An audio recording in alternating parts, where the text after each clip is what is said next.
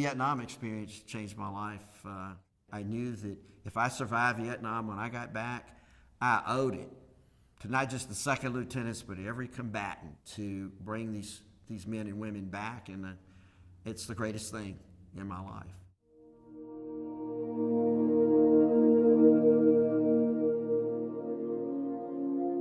My name is Shad Meshad, President and founder of the National Veterans Foundation.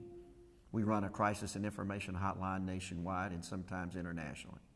Having been a mental health professional for 43 years, I've seen a lot of great changes. We've defined what we used to call post-Vietnam syndrome to post-traumatic stress disorder. We had a different name for it in the 70s because we knew it wasn't schizophrenia. We knew it wasn't character disorder. We called it the Vietnam syndrome. Coming back, the Vietnam vets not only fought in Vietnam, they fought the battle coming home. I remember coming back from my peers and best friends, and all of a sudden there was nothing. They didn't know what to ask me, and I didn't know what to say, and I definitely wasn't going to tell them what I saw, and they definitely didn't want to hear. I mean, literally, when I came home out of, from Oakland, when I went to San Francisco to try to get home for Christmas, people were burning and throwing their uniforms in the trash. The bathrooms at San Francisco Airport were loaded with people taking their uniforms off. That was my coming home. I mean, it was like I wanted open arms.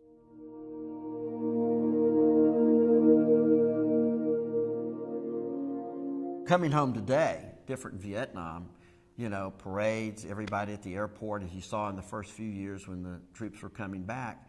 It was wonderful. It was great. Even Vietnam vets were in line doing something. Many of them felt like it was part of the healing for themselves to be able not to allow another warfighter to come home like we did. So it's a major difference. That whole process of transitioning home, at least feel welcome. Not that you don't have problems, but at least you know your country respects you, may not know what you had to do, but says, hey, we're really glad you're back alive. That's important. We didn't have that.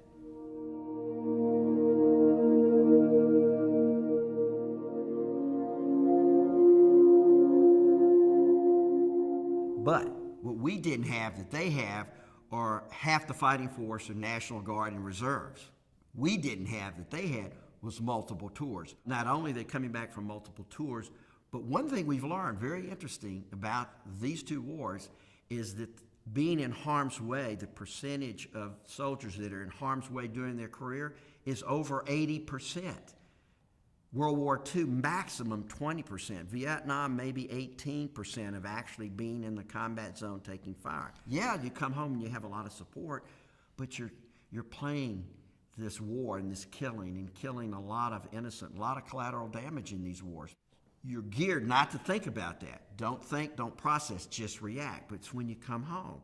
And it's like, wow, you have a chance to think and not react. In counseling, the main thing, which I've done, is say, you remember, you were 18, 19, you were told to react because that's the only way you stay alive. So it was important for you to be here to stay alive. You had to react. Now you can process. Now you can just talk. You can say you're afraid. You can say you're uptight. It's okay, because you know what? It's normal. What we know as PTSD, it's a normal reaction to an abnormal situation. Wars aren't natural. I don't care what anybody says. Oh, wars, that's just the way of the human condition. It's not, because when you talk to the warriors, the majority of the warriors, it's like, hey, that's what I had to do. That's what my country asked me to do. But it wasn't I enjoyed it or wanted to do it. It's not natural.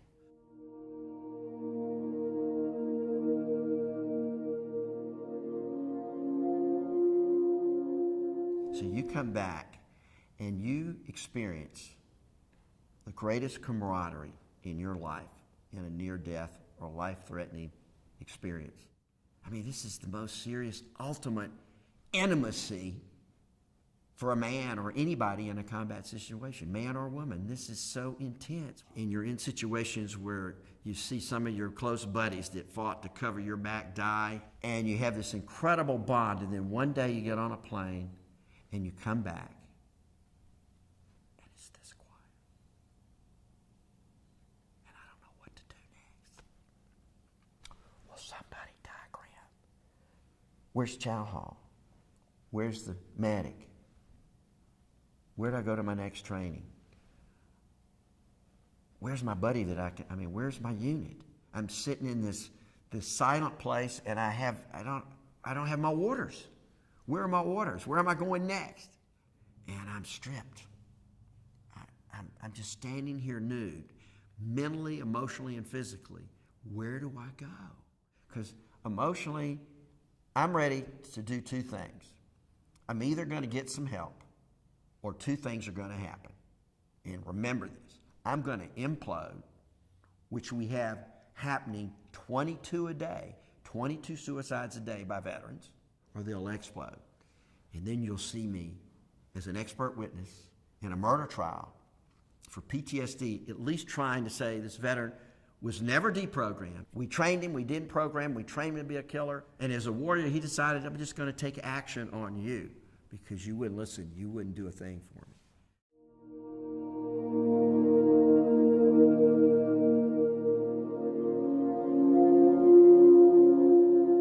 It takes a long time, unless you get counseling, to understand this is a new journey. You know, you're putting down your weapons, you're taking off this uniform, and what my whole career is about rebuilding your new life. Taking the great stuff that you got in being a survivor, being structured, conditioned, a warrior, whatever, and transferring that into civilian life. It takes time, it takes work. If we could just get Americans to work on communicating with us, and particularly this new group of veterans. They're young. Now's the time to start. Learn from what we haven't done in the past or what we have done in the past that didn't work.